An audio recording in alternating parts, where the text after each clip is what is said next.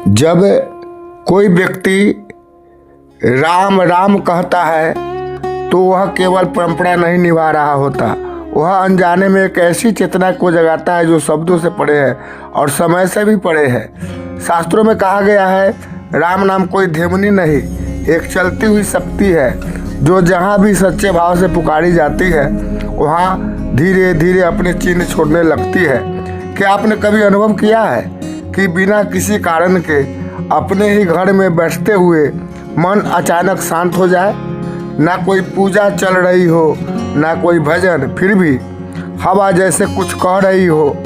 कई साधक कहते हैं यह वही क्षण होता है जब कोई अदृश्य उपस्थिति घर में प्रवेश कर चुकी होती है, डराने वाली नहीं बल्कि थाम लेने वाली।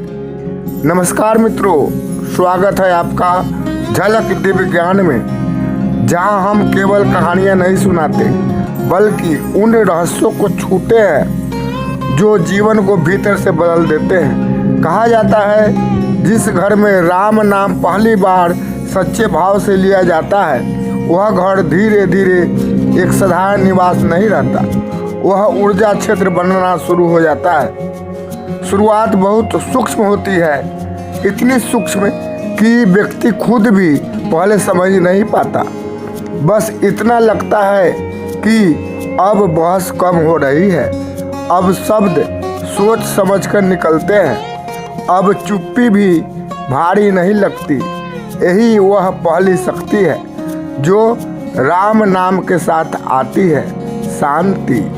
यह शांति बाहर से नहीं आती, यह भीतर से उठती है और फिर पूरे घर में फैल जाती है। जहाँ पहले रात को बेचैनी थी वहाँ अब नींद गहरी होने लगती है। जहाँ बिना वजह डर लगता था वहाँ अब एक भरोसा बैठने लगता है। राम नाम जप के साथ दूसरी शक्ति भी सक्रिय होती है, रक्षा की शक्ति। यह शक्ति दिखाई नहीं देती लेकिन इसके संकेत साफ होते हैं। अचानक दुर्घटनाएं कम होने लगती है, नुकसान टलने लगते हैं।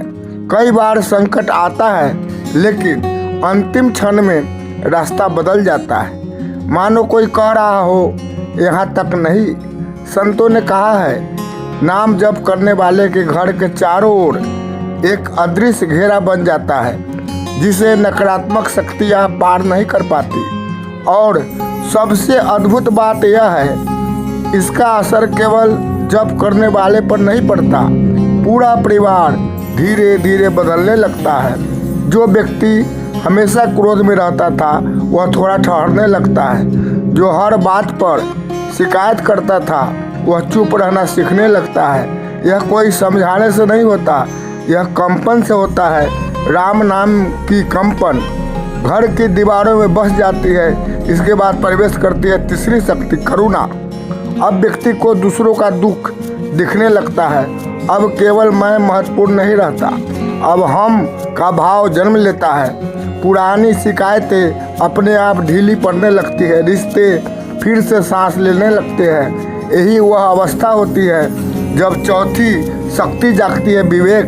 अब व्यक्ति समझने लगता है कि वह किन बातों पर सालों से ऊर्जा गंवा रहा था।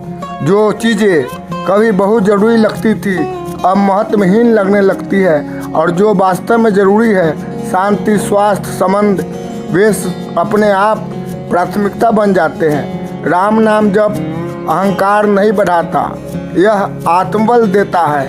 व्यक्ति टूटता नहीं, ठहरना सीखता है। धीरे धीरे घर में एक और शक्ति सक्रिय होती है जिसे शास्त्रों में शुद्ध लक्ष्मी तत्व कहा गया है।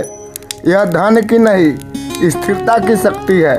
पैसा अब भी आता जाता है लेकिन बिखरता नहीं।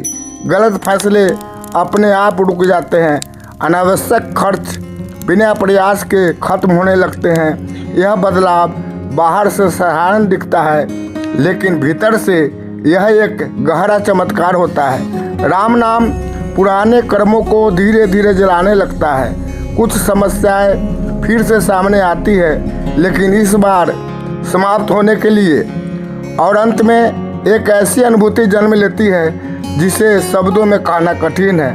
घर में बैठते हुए अचानक मन भर आना, बिना कारण हल्का महसूस होना, यह कमजोरी नहीं है, यह भीतर की गांठों का खुलना है।